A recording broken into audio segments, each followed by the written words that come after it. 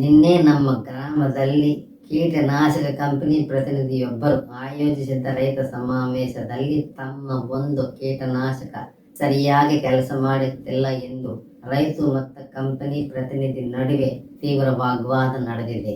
ನೀವು ವಿವರಗಳನ್ನು ನೀಡಬಹುದೇ? ಆ ಸಭೆಯಲ್ಲಿ ಕಂಪನಿ ಶಿಫಾರಸು ಮಾಡಿದ ಕೀಟನಾಶಕ ಕಳಪೆಯಾಗಿ ಕೆಲಸ ಮಾಡುತ್ತದೆ ಎಂದು ರೈತರೊಬ್ಬರು ಆತಂಕ ವ್ಯಕ್ತಪಡಿಸಿದರು. ಪ್ರಶ್ನೆಗಳ ಸಾಧನೆಯ ನಂತರ ರೈತ ಬಳಸಿದ ಕೀಟನಾಶಕದ ಡೋಸೇಜ್ನಲ್ಲಿ ತಪ್ಪು ಮಾಡಿರುವುದು ತಿಳಿಯಿತು. ಕಂಪನಿಯು ಭತ್ತದ ಬೆಳೆಗೆ ಬಗ್ಗೆ ಮಾತ್ರ ಮಾತನಾಡಿದ ಹಿಂದಿನ ಸಭೆಯಲ್ಲಿ ಭಾಗವಹಿಸಿದ್ದ ನನಗೆ ನೆನಪಿದೆ. ಆದರೆ ರೈತ ಭತ್ತದ ಬೆಳೆಗೆ ಶಿಫಾರಸು ಮಾಡಿದ ಪ್ರಮಾಣವನ್ನು ತರಕಾರಿ ಬೆಳೆಗೆ ಬಳಸಿದರು. ಅಲ್ಲಿ ಅವನು ಡೋಸೇಜ್ ಅನ್ನು ಹೆಚ್ಚಿಸಬೇಕು ಮತ್ತು ಅದನ್ನು ಬಳಸಬೇಕು, ಆದರೆ ಆಗಲಿಲ್ಲ. ವಿವಿಧ ಬೆಳೆಗಳಲ್ಲಿ ಒಂದೇ ಉತ್ಪನ್ನಕ್ಕೆ ವಿವಿಧ ಡೋಸೇಜ್ಗಳಿವೆ ಎಂದು ಕಂಪನಿ ಪ್ರತಿನಿಧಿ ರೈತರಿಗೆ ಸ್ಪಷ್ಟವಾಗಿ ವಿವರಿಸಬೇಕು. ಆದರೆ ಕಂಪನಿ ಪ್ರತಿನಿಧಿ ಹಾಗೆ ಮಾಡಲಿಲ್ಲ.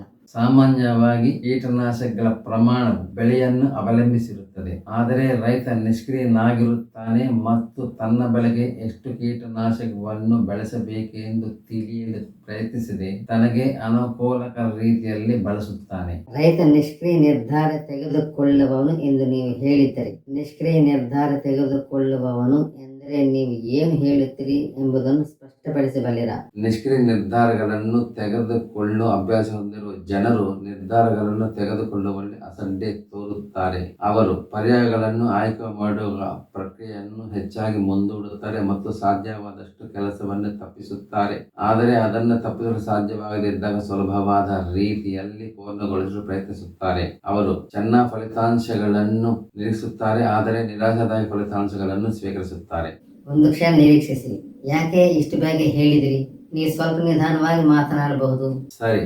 ನಿಷ್ಕ್ರಿಯ ನಿರ್ಧಾರಗಳನ್ನು ತೆಗೆದುಕೊಳ್ಳುವ ಅಭ್ಯಾಸ ಹೊಂದಿರುವ ಜನರು ನಿರ್ಧಾರಗಳನ್ನು ತೆಗೆದುಕೊಳ್ಳುವಲ್ಲಿ ಅಸಡ್ಡೆ ತೋರುತ್ತಾರೆ. ಅವರು ಪರ್ಯಾಯಗಳನ್ನು ಆಯ್ಕೆ ಮಾಡುವ ಪ್ರಕ್ರಿಯೆಯನ್ನು ಹೆಚ್ಚಾಗಿ ಮುಂದೂಡುತ್ತಾರೆ ಮತ್ತು ಸಾಧ್ಯವಾದಷ್ಟು ಕೆಲಸವನ್ನು ತಪ್ಪಿಸುತ್ತಾರೆ. ಆದರೆ ಅದನ್ನು ತಪ್ಪಿಸಲು ಸಾಧ್ಯವಾಗದಿದ್ದಾಗ ಸುಲಭವಾದ ರೀತಿಯಲ್ಲಿ ಪೂರ್ಣಗೊಳಿಸಲು ಪ್ರಯತ್ನಿಸುತ್ತಾರೆ. ಅವರು ಚೆನ್ನಾಗಿ ಫಲಿತಾಂಶಗಳನ್ನು ನಿರೀಕ್ಷಿಸುತ್ತಾರೆ, ಆದರೆ ನಿರಾಶಾದಾಯಕ ಫಲಿತಾಂಶಗಳನ್ನು ಸ್ವೀಕರಿಸುತ್ತಾರೆ. ಇದು ಸರಿಯೇ?